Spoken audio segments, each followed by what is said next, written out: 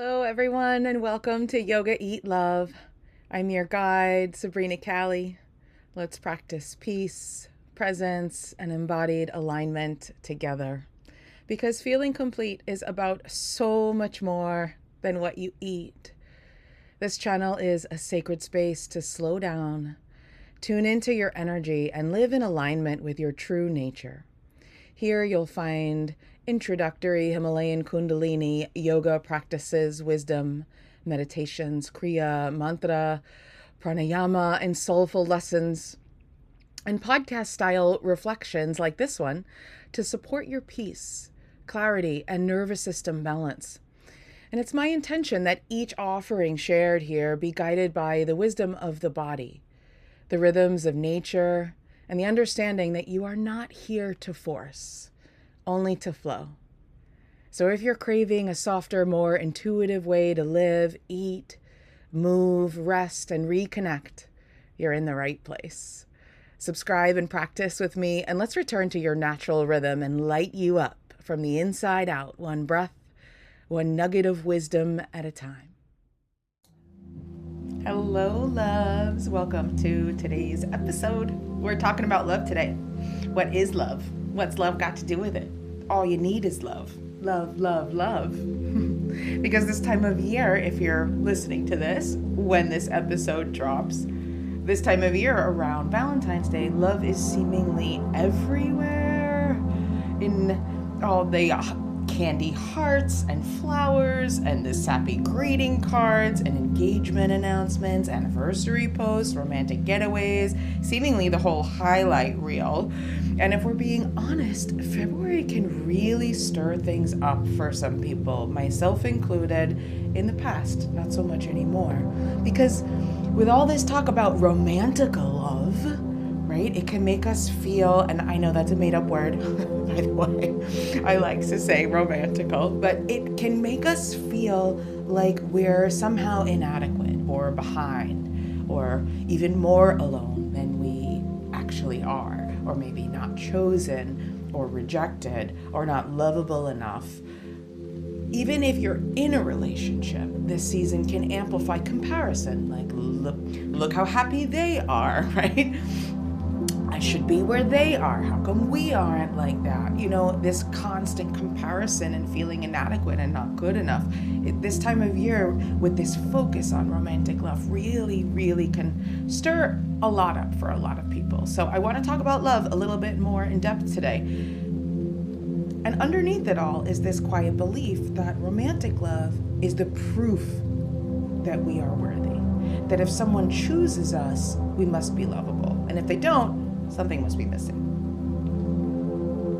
So this is all conditioning, right? We have been conditioned to believe that love looks performative. This is like the hallmark version of love. These big gestures, public displays of affection, flowers delivered to the office, or like the perfect Valentine's post.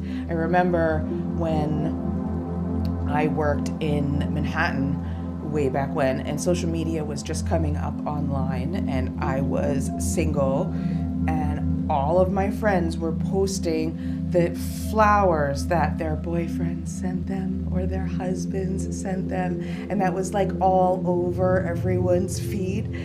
Granted, that was a long time ago now, but I remember feeling really hurt and really alone and like extra sad, like how come no one sends me flowers? Anyway, Valentine's Day has become this commercial event, like designed to get us to buy things to prove something. So if you love me, you'll show it in this way. And I think it's worth pausing and asking, is that really love? Or is it performance? And let's think about this concept of Valentine's Day and where it really came from. I mean, how many of us even know the real story of Saint Valentine? And I started thinking about this for this episode today. I didn't even know. I had to look it up. So here's something interesting that I found out. So the real story of Saint Valentine is not romantic at all in the way that we're sold, right? So he was in 3rd century Rome, and the emperor at the time believed that single men made better soldiers, less distracted, more obedient, right? So he banned marriage for young men, which kind of reminds me of Game of Thrones when the Night's Watch, how they're not allowed to have a wife and family. Anyway, side note, so the emperor banned marriage for young men, literally outlawed that commitment. And Valentine, who was a priest, quietly rebelled by marrying couples in secret. And I just love this.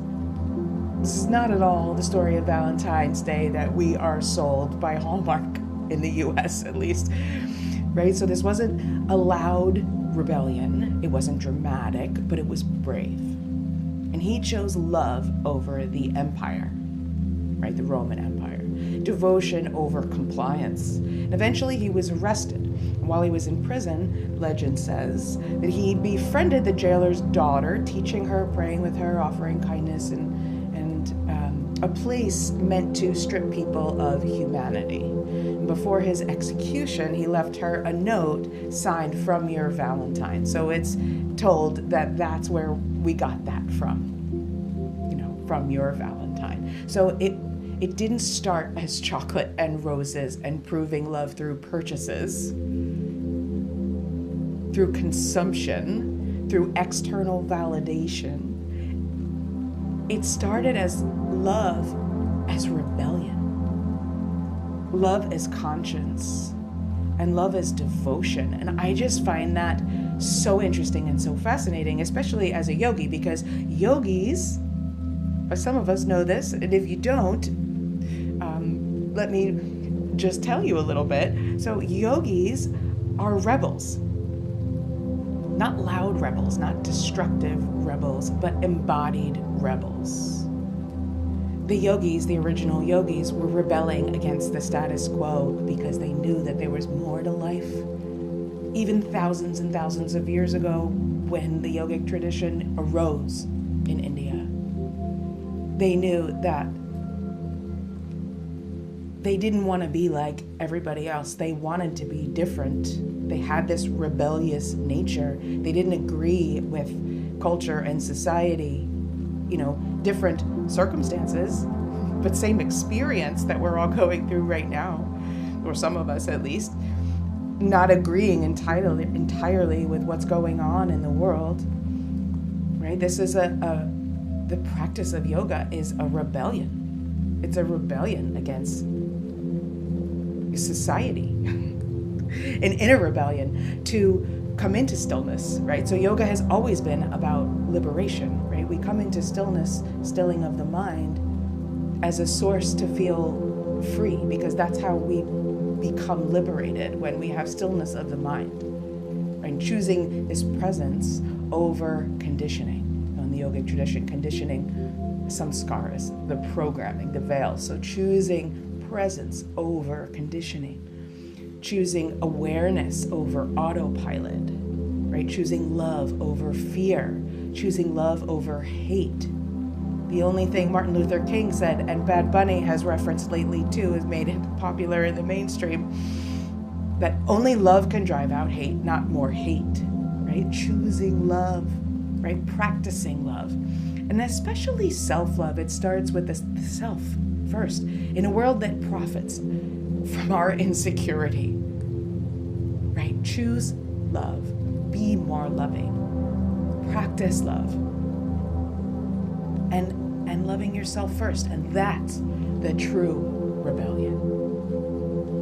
So the problem with making romantical love the centerpiece also, and this is something that helped me also, so it's just like a gentle reframe, right? So romantic love can be beautiful, it can be wonderful, it can be fulfilling and enriching in life, but it can also be very fleeting and conditional, shaped by circumstances, shaped by timing, shaped by trauma, attachment patterns, nervous system states.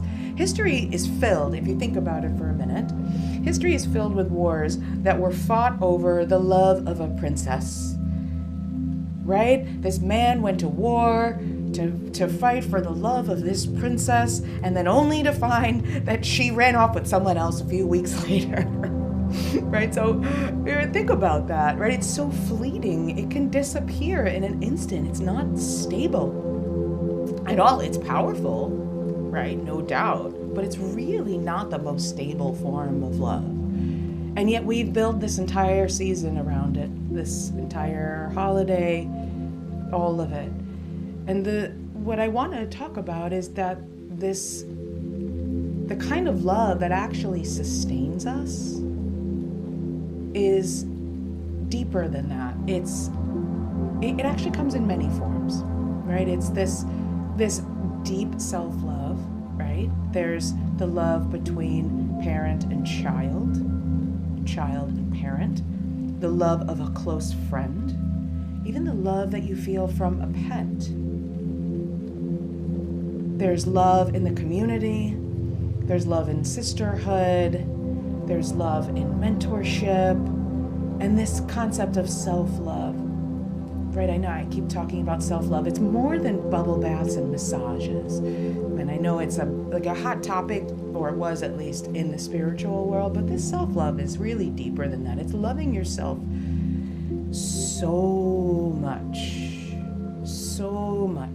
being so comfortable in loving of yourself. And it often takes practice, right? We're not all, we have a lot of conditioning that goes on from the moment we arrive on this planet, or maybe earlier, depending on your belief system.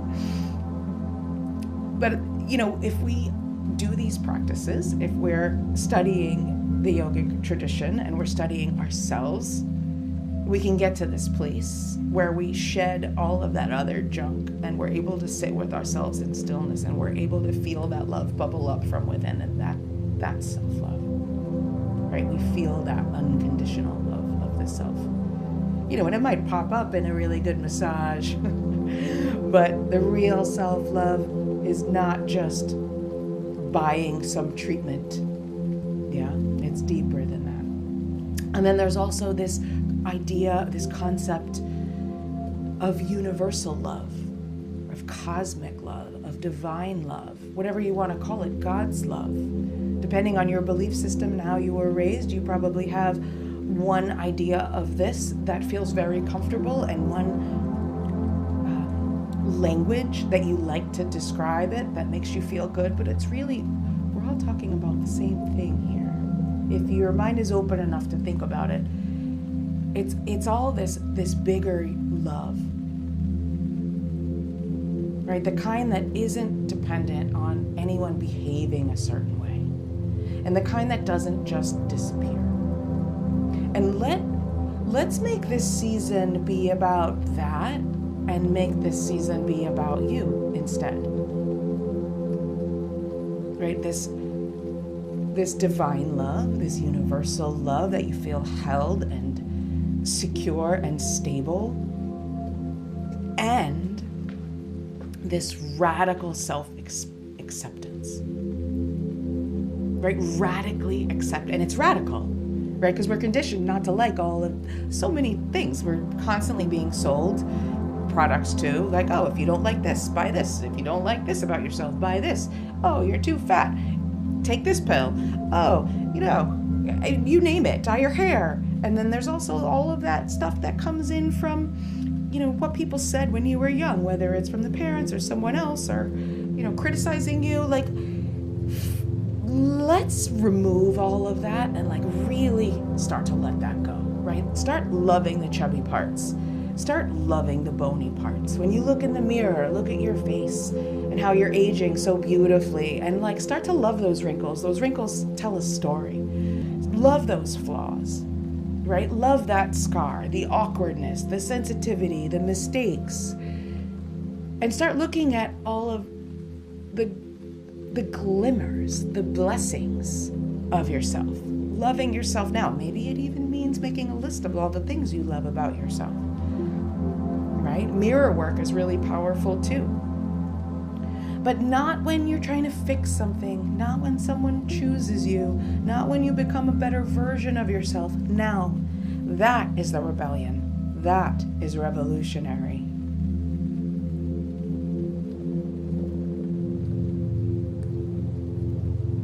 So you might have heard the phrase, love is all there is. I think it was a song. I know the Beatles sang a lot about love. All you need is love. But love is all there is. It sounds sweet. But in the yogic philosophy, I just want to sort of point to that a little bit. In the yogic philosophy, this actually is something very real. Because love is all there is. All there is love. If we can broaden our perspective enough to take it all in as love, this is something really, really brilliant. So there's 8 limbs of yoga. If you're listening to this episode, this podcast, you probably know about this already. So I'm not going to go into all 8 limbs of yoga, but one of the 8 limbs is Samadhi. And this is sometimes referred as to like the final place that we want to get to, nirvana. It's often translated as enlightenment or bliss. But it's not some faraway place like heaven to get to when we die. It's not reserved for clergy. It's not reserved for super religious people. It's not a religious thing, in fact. It's not reserved for monks in caves. It's actually a state of being in this place, in this world, in this body that you live right now. It's a state of pure, unconditional love. A place within us that we can touch and feel. It occurs in meditation states. It occurs with practice of certain breathwork and pranayama techniques, kriya techniques. It exists in stillness. It exists in that 0 point space where it feels like nothing and everything exists all at the same time. It's this juicy, floaty, expansive, safe place. And the more we practice, if you've ever touched it, you can kind of understand what I'm saying. You have that frame of reference, like it was probably fleeting. You were probably like, oh my God, I feel it, and then it was gone in an instant. The more we practice accessing that state of samadhi, that state of love, the more that residue of love seeps into our daily life, and the greater access that we have to it. And it seeps into who we are, right? The more time we can touch that state and be in that state, it seeps into how we speak, how we react, how we treat others, how we love others, how we love ourselves. We become more loving creatures and therefore attract more love. And that's how we drive out hate, is to become more loving and be love, the embodiment of love. And that's the addiction that I'm interested in. So let's get hooked on that. Instead of being addicted to the polarization in the world, addicted to the hate, addicted to the cycles of proving yourself for someone else, let's get addicted to the real kind of love through practice, right? This state of samadhi, this bliss state where we become the essence of love, because love is all there is. Now, here's the honest part, and I feel like not a lot of people are talking about this, so I want to talk about it. For many of us, and myself included in the past, this whole concept that I'm talking about kind of felt impossible. Because even if you're doing all the right things, and even if you're doing a lot of these practices and the practices that I teach, you could still be stuck in survival mode. Your nervous system could still be wired and stuck in fight or flight, or freeze for that matter. So if you're in survival mode,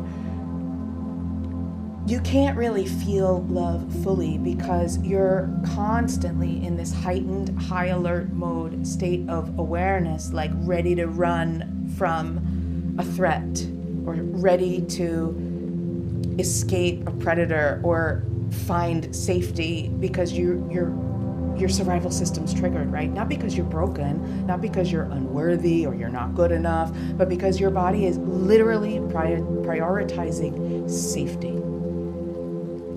You misinterpret signals, you misjudge signs, and no amount of affirmations, I love myself, I love myself, I love myself, no amount of affirmations or mindset work is going to override a dysregulated nervous system. You can't think your way into feeling love. You have to feel safe first. And this is something that I experienced firsthand, and actually something that I work with my clients inside Yoga Soul Rising and the Soul Mastery programs. Almost every single person and client that I come into contact with, the first thing that we do is calm the nervous system, or learn how to calm the nervous system with specific techniques, because none of this other stuff that we're doing, none of these other practices are going to land unless our nervous system knows how to feel calm. So before the mirror work works, before manifestation sticks, before relationship shifts happen, we have to activate calm from within. And once we have a regulated nervous system, everything else lands. It allows us to receive love. It allows us to feel love. It allows us to touch that space of Samadhi. It allows us to believe that we're worthy. We let connection in. We touch that deeper state of peace and love. And then the love just comes pouring in. And you don't have to try so hard. It's just a feeling and a state. So this is why I care so much about nervous system work and regulating the nervous system, and why I talk about it all the time. And I have for years, not just because it's trending right now. Because without it, all the beautiful mindset work just bounces off. Even a lot of the breathwork techniques, you're not really going to feel them as deep. You're going to be like, oh my God, this is so boring. When can we do another vinyasa? And again, I say that from experience, right? I was there. I remember feeling that way. I was like, oh my God, enough breath work already. Can we get on with the yoga practice?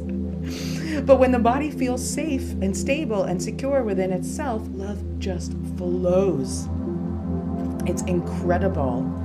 So maybe this February, instead of asking who loves me, who chooses me, where's my proof, we can ask, can I choose love right now? Can I soften? Can I regulate?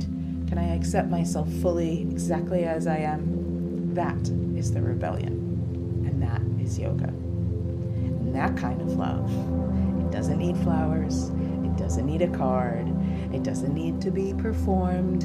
It just needs to be practiced, and it lives inside you. And you can access it anytime, on demand, all day long. So if you're listening to this and thinking, I want that, I want to feel that kind of love, but my body doesn't feel safe enough to access it, you're not alone. Or if any of the things I've mentioned have resonated, so many of us have nervous systems that have been running on high alert for years, just constantly doing and managing and holding it all together and bracing for impact, waiting for the other shoe to drop. And when your system is in this survival mode, love doesn't feel expansive. It feels risky. It feels like you're making yourself vulnerable. And not in a good way vulnerable in susceptible to attack vulnerable. It feels unsafe, which is why this nervous system regulation work comes first, before deeper intimacy, before self-love practices really land, before we can even embody this concept of Samadhi and deep peace in daily life. We have to teach the body how to soften, how to exhale, how to feel safe enough to receive. So that's why I created this nervous system mastery workshop. It's coming up February 21st. If you're listening to this before then, you can sign up. It's a very affordable workshop. I made it that way intentionally. So it's not as another thing to add to your list. It's not as self-improvement, but as foundation. We have this opportunity to build and create this foundation of peace. Because when your system shifts from survival into safety, love becomes accessible. And not a performative love, not conditional love, but like steady, regulated, embodied love. The kind of love that like doesn't go away when someone doesn't text you back, or like someone doesn't buy you flowers. Like it's just there all the time. The kind that doesn't depend on a stupid Hallmark holiday. No offense. I mean, it's fun. I get it. But like, come on. This love begins inside of you, inside of us. So I'm just going to say this again, like if you're resonating, if you're hearing me, if you're with me, like let's stop chasing love and start cultivating it from within. And I would love to help guide you there. I'm going to link everything in the description to this episode. And whether you join me or not, like may this month be less about proving love and more about practicing it for yourself first, right? It all starts with you. And if you enjoyed this episode, share it with a friend or someone you love. Subscribe and practice with me. Let's move with your energy, not against it. Until next time, stay connected to your breath, your body, and your own inner wisdom. Namaste.